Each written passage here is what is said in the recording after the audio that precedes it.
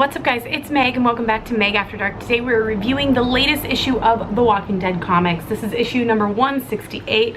It is called The Road's End. This is a long issue. It was really good. It wasn't my favorite, obviously, because there was just pretty much a lot of talking, and it's really the aftermath of immediately after Andrea's death and Sherry's death here, and kind of we're at this ending and yet beginning of the Walking Dead comics, because we're left now without really any rivals or any bad guys out there, and so it's kind of like left us hanging in really what comes next. Where does everyone fit in here? Where does Negan fit in here? And what's going to be the next obstacle that they have to overcome? Because truthfully, the way the Walking Dead comics works, the way the end of the world works, is that there's always some other bad guy out there waiting to kind of rise up and come at you. And so it's kind of interesting here not really having anyone left out there that they have to defend themselves against. It's like, what are we going to see in the next upcoming issues? And that's actually really exciting for me. This is probably going to be a little bit of a shorter review. I just wanted to touch base with you on how I felt about this comics and kind of recap here. We see the immediate aftermath. Rick is standing outside of the house after he has said goodbye to Andrea. Everyone is there, everyone's quiet. Rick has already kind of said his piece and everyone's still kind of, you know, sad and upset about it. They go to find Rick goes to find Dwight, and you know, he's got this business to take care of with John and the rest of the saviors there, because he did just accidentally kill Sherry, and you know, that could be a pretty big problem. And going into this issue, I actually thought it was going to be a bigger problem than it turned out to be, because we have Negan to come to our rescue, which is so weird to say. But when Rick comes back out to the front gate, he sees that Dwight has pulled everyone together. Now, if you remember, Dwight had a pretty nasty look on his face when he found out Sherry had died. He was very upset with Rick. And for a moment there, I thought, he might just be on the savior's side here and go against Rick, because he seemed pretty upset. I am happy to report that that did not happen. I am very happy. Go Dwight. Dwight is one of my favorites more recently, and I'm happy to see that even through Sherry's death, he still didn't go against Rick. Dwight has gotten the saviors, and as well as other people, to kind of start the cleanup process. They've got to get the gate back up in front of Alexandria there to keep out any more walkers, especially after all of the noise and everything in those herds. They've got to get the gate back up, and so they were able to get the saviors to work together along with the rest of the people from Alexandria to start the cleanup and start putting the fence back together.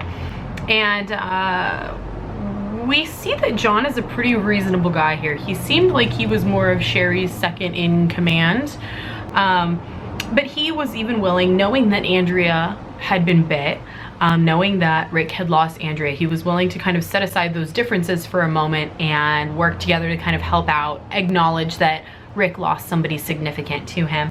And I liked that about John.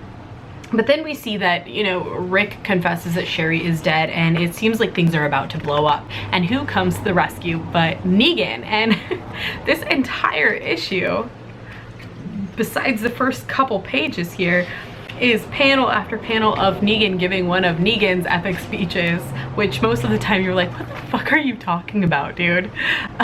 You know, he always goes off on his own tangents and then has to pull himself back in, which I think is pretty funny. But he manages to convince John and the rest of the saviors that Sherry's way of thinking was wrong and that we need to help each other. And it was kind of shocking again to see that Negan is kind of appearing to be a changed man, and he's once again proving himself to be on Rick's side here and to be a helpful member, however much of a pain in the ass he really is.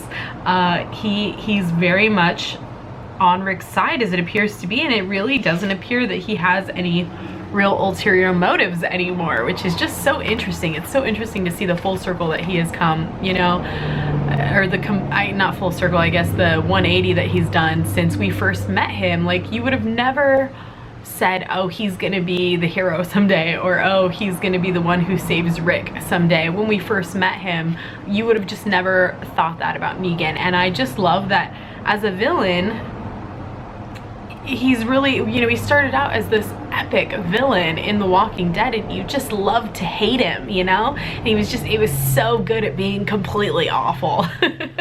And to now be at issue 168 and just loving him and being like, whoa, he's actually on our side. It's just crazy to think about. I love Negan, and I'm so glad that they didn't kill him off, you know? Towards the end of the all-out war, when they captured Negan and we were like, just kill him, why isn't Rick killing him? It was so hard to understand like Rick's reasoning behind not killing him, and you just always really wanted him, you know, we wanted the justice for all of the people that he killed. But now it's just very funny to me to be able to say, like, now I want him to keep surviving. I love his character, and I can't wait to see where it goes from here and kind of where he fits in with Rick and the group and Alexandria and everything. Now we have the Hilltop, whose homes were completely destroyed now at Alexandria. So and it looks like Alexandria is salvageable. I was worried from previous issues that Alexandria was going to not be salvageable, that the Walker herd would have just devastated it, along with fires, you know, like everything, it would have just been destroyed. And it doesn't appear that way. It appears that it is salvageable. They can still stay there. I'm not sure like where everyone, you know, in the Hilltop is going to be staying there, which is kind of interesting to see, but I'm excited to see where issue 169 and everything goes from here. This issue ends with, you know, Rick kind of took care of business with the Saviors, and they have their burial here of everyone they lost during these attacks. And then Rick just has like this solemn like face, and he doesn't really talk again. You know, you see him just kind of this blank-faced at the memorial, then blank-faced in the kitchen, and Carl's trying to say goodnight to him. And after everyone goes to bed, he kind of takes off all of his clothes or whatever, and takes off his arm, and he goes out and he goes to bed with Andrea. And you know, like, Rick is a strong man, but this is a devastating blow to him to lose Andrea and to now try and have to figure out where he goes from here.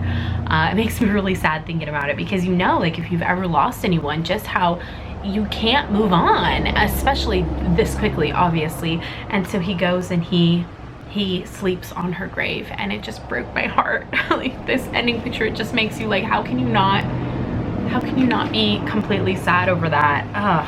It's just so hard. And it's really hard going forward knowing that Andrea is not going to be in any of the future issues. Like, man, I mean, maybe to me it seems like this is going to be a really big turning point for Rick, moving forward from here. This is something that he's not going to get over easily or quickly. So maybe that's where our storyline goes from here. I don't know. Well, that's it for this review, you guys. I hope you enjoyed it. Let me know your thoughts on this issue in the comments, and I will see you guys next time. I hope you guys have a great day. Bye.